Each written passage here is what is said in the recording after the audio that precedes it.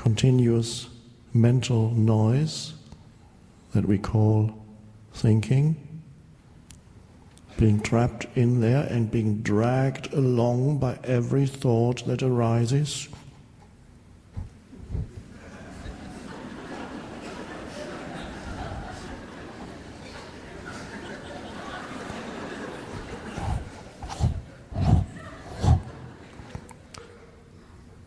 The only existence what we call future has is as a thought in your head. Beyond that, there's no such thing as future. If there were such a thing as future, somebody, some great explorer, would have found it.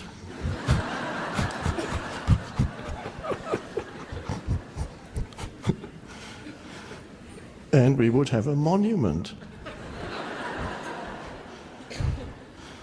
He discovered the future. So far, it hasn't happened, and it's not likely to happen. You can, if you were a police inspector and you were looking for a criminal called time, a very dangerous criminal, because he goes around murdering people all the time and killing off everything. First deceiving them that time is going to get them where they want to get to, and then after this criminal has deceived them, he or she kills them. Everybody's hoping to get to the future.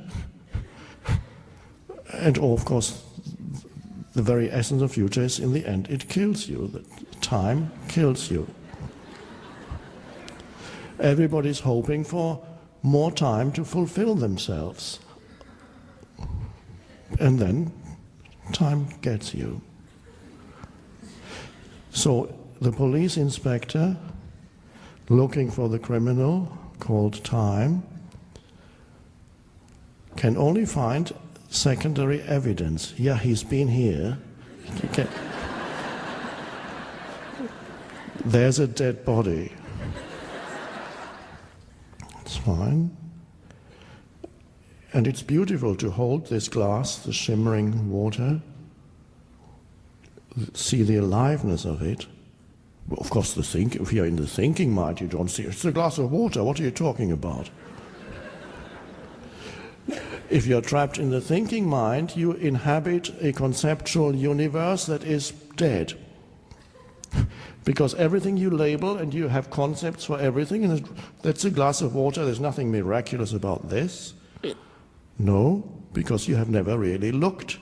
You've never really experienced it, neither when you're swimming, nor when you're in the shower, nor when you're drinking it. You've never actually truly experienced water, because mind, thinking, was always interfering and creating a phantom conceptual universe that most people are completely trapped in. So they don't experience the aliveness of the universe around them.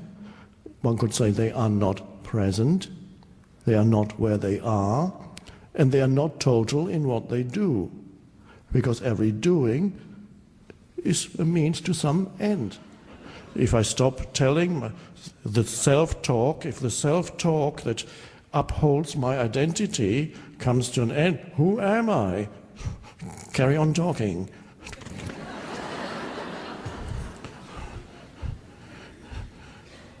What do you think of this talk? Well, I think he's got a few points there, but on the other hand, I don't...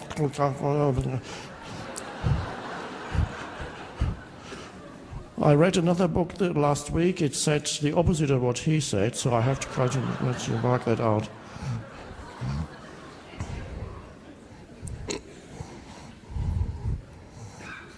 He says there's no time, but I absolutely disagree with that.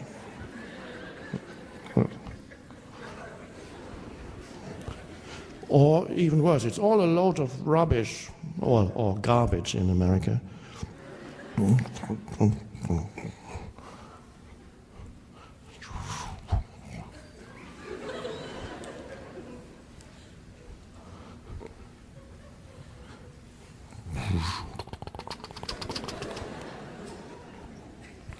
Everything is labeled the moment it arises.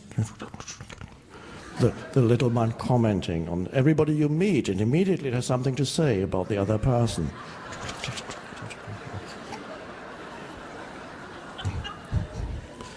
And usually what it has to say has something to do with me and my story, and how this other person might fit into my story, or doesn't fit into my story, or could make my story more interesting, or is threatening my story. Oh, I don't like him.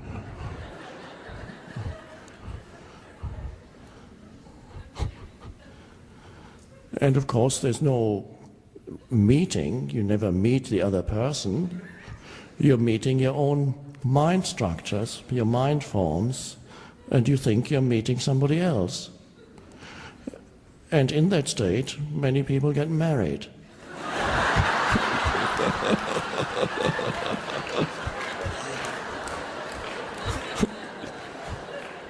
Okay, it's time to get a divorce lawyer. That was a big mistake. Now let's look for somebody else.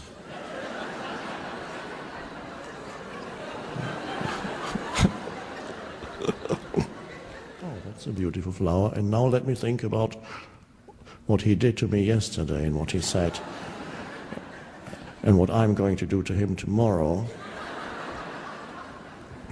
Oh.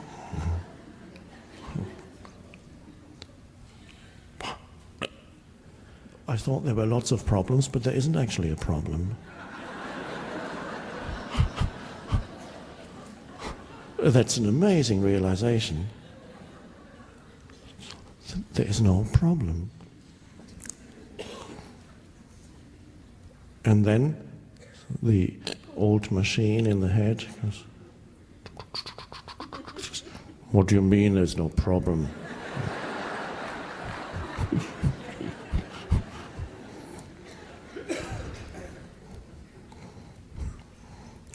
You better start thinking about your problems.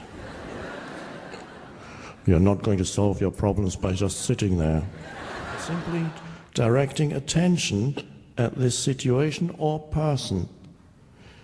So the person may be coming at you and saying, you did that with the other, I'll always never forget what you did 10 years ago. And then 3 years ago you said that, and I've been thinking about it ever since. Not a reactive force. The reactive force would say when the difficult person comes and says, what you did to me, what do you mean I did to you? Do you remember what you did? Or will shout something back or whatever. That's the normal way. The life of the universe, every individual life is like a tiny flicker of chip. There goes your whole life story. From the perspective of the universe, all the things that I'm so worried about, and all the important things.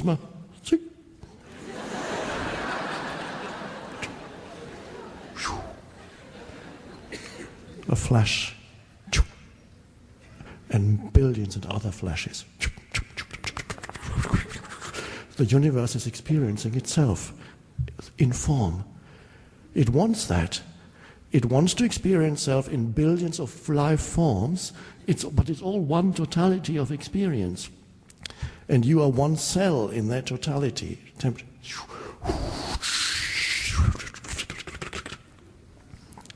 And immediately you love him for it, for not judging you. And in a sense, recognizing you, because the dog has so much love, you just need to look at the dog, the tail starts wagging.